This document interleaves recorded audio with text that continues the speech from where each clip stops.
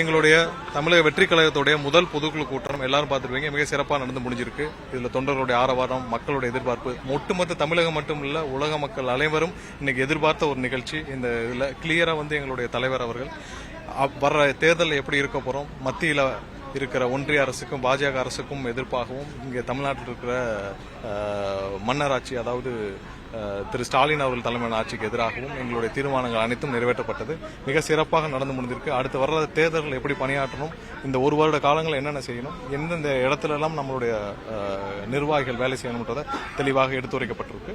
அடுத்து வர்ற இன்னும் ஒரு சில மாதங்களில் அறிவிப்புகள் வரலாம். அடுத்து வர பூத் கமிட்டி மாநாடுகளையும் பூத் எப்படி அமைக்கணும் எல்லாமே எங்களுடைய பொதுச் செயலாளர் எல்லாமே எல்லா அறிவிப்புகளும் கொடுக்கப்பட்டது. தமிழக வெற்றி கழகத்துக்கு திமுக தான் 26 தேர்தல் காலத்தில் போட்டினா அதிமுக என்னாச்சு? அதாவது தமிழ்நாட்டில் இன்னைக்கு ஆளும் கட்சியாக இருக்கக்கூடிய திமுக, மக்கள் விரோத கட்சியாக இருக்கக்கூடிய திமுக, மக்கள் விரோதத்தை மட்டும் செய்து கொண்டிருக்கும் திமுகவை கண்டிப்பாக நாங்கள் எதிர்ப்போம். அது ஆட்சியில் இல்லாத ஒரு கட்சியை பற்றி நாங்கள் பேச வேண்டிய அவசியம் கிடையாது. இந்த தருணத்தில் பேச வேண்டிய அவசியம் கிடையாது. அதே இதில் ஒன்றியத்தில் பாஜக ஆட்சியில் இருக்கும்போது பாஜகவை எதிர்த்து பேச வேண்டிய கட்டாயத்தில் இல்லாத கட்சியை பத்தி, ஆட்சியில் இல்லாத நபர்களை பத்தி பேச வேண்டிய அவசியம் கிடையாது. அதுதான் இதோடைய மெசேஜ். இதுக்கு பின்னாடி என்ன இருக்கும், இல்ல அடுத்து என்ன தேர்தல் எப்படி இருக்கும் பத்தி எங்களுடைய தலைவர் அறிவிப்பார். இன்னைக்கு கொடுத்த மெசேஜ், தமிழகத்தில் மக்கள் விரோத செயல்களை செய்து வரும் திமுகவுக்கு எதிராக கண்டிப்பாக நாங்கள் நிற்போம்.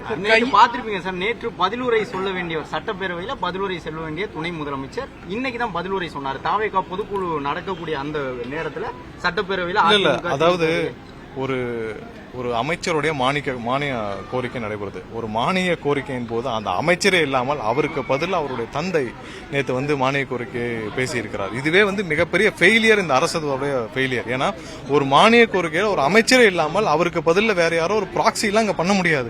இது எல்லாமே முதல்ல திட்டமிட்ட ஒண்ணு. அதுலயே அவரால் பங்கேற்க முடியலன்னா அப்படி என்ன அவருக்கு இதை விட பெரிய வேலை?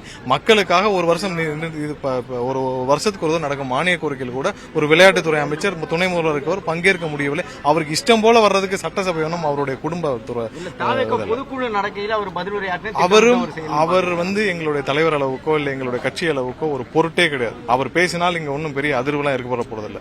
இன்னைக்கு துணை முதல்வராக இருப்பவர்களுக்கு திரு உதயநிதி அவர்களும் எங்களுடைய தலைவரும் நீங்கள் சேர்த்து வைத்து பேச வேண்டிய அவசியமே கிடையாது. அவர் எங்களுக்கு ஒரு பொருட்டே கிடையாது. அவர் என்ன வேணாலும் பேசிக்கிட்டோம், அது ஒன்றும் அதிர்வுலாம் ஏற்படும். நேரத்தில் பேரவையில் அதிமுக அமளியில் ஈடுபட்டாங்க, அவைக்காவலரால் வெளியேற்றப்பட்டாங்க. அதிமுக திமுக இணைந்து இதை செய்து இல்ல என்னன்னா, எங்களுடைய பொதுக்குழுவிற்கு எவ்வளவு இடைஞ்சல் செய்ய முடியுமோ அவ்வளவையும் இப்ப இருக்கிற திமுக செய்தார்கள். அவர்கள் என்ன செய்தாலும் மக்களை பார்த்துட்டு இருக்காங்க. மக்களுக்கு தெரியும் இதை எப்படி எடுத்துட்டு போகணும்னு சொல்லிட்டு ஒவ்வொரு நொடியிலும் நாங்க அடுத்த ஒரு வருஷம் என்ன பணியாற்றணும்னு சொல்லி பேசியிருக்கோம். மற்றபடிலாம் அடுத்து வர்ற ஒவ்வொரு கூட்டங்களையும் பாப்பீங்க.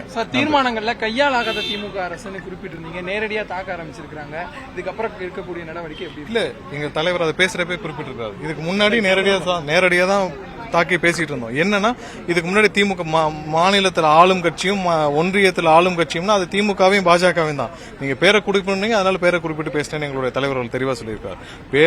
எந்த தயக்கமும் கிடையாது, யாருக்கு பயமும் கிடையாது, எதுவும் கிடையாது. மக்களுடைய நம்பிக்கை, மக்களுடைய எங்களோட உறுதியா இருக்காங்க. அது ஒன்னே போதும் எங்களுக்கு அடுத்து வரல. யார் எங்க வேணாலும் சட்டசபையில மாத்தி பேசிக்கிட்டோம், இல்ல இதை குலைக்கிறதுக்கு என்ன மாட்டோம், எல்லாத்தையும் தாண்டி மக்கள் எங்களோட இருக்கான்றதான். சுற்றுப்பயணத்தை எப்போ எதிர்பார்க்கலாம் சார்? அதெல்லாம் விரைவில் அறிவிக்கப்படுறது. திராவிட கட்சிகள் மாற்றா தாவேகா உறுதியா இருக்கா? ஏன்னா 70 ஆண்டுகள் தமிழக இல்ல என்னன்னா, தமிழக மக்கள் இதுவரைக்கும் 40-50 ஆண்டுகளாக இருக்கிற இந்த அரசியல் சூழ்நிலையை வெறுத்துதான் இன்னைக்கு எங்களோட பணியாற்றணும் விரும்புறாங்க, எங்களுக்கு சப்போர்ட் பண்ணுங்க, எங்களுக்கு ஆதரவாக இருக்கணும் விரும்புறாங்க. இது கண்டிப்பா நடக்கும். இப்ப இல்லைன்னா இந்த மாறுதல் எப்பவும் நடக்காது. மக்களுக்கு நல்லா தெரியும். இந்த மாற்றம் கண்டிப்பாக வரும். எல்லாருக்கும் தான், நமக்கு உங்களுக்கு எல்லாருக்கும் சேர்த்துதான் இந்த மாற்றம் கண்டிப்பாக வரும். நன்றி.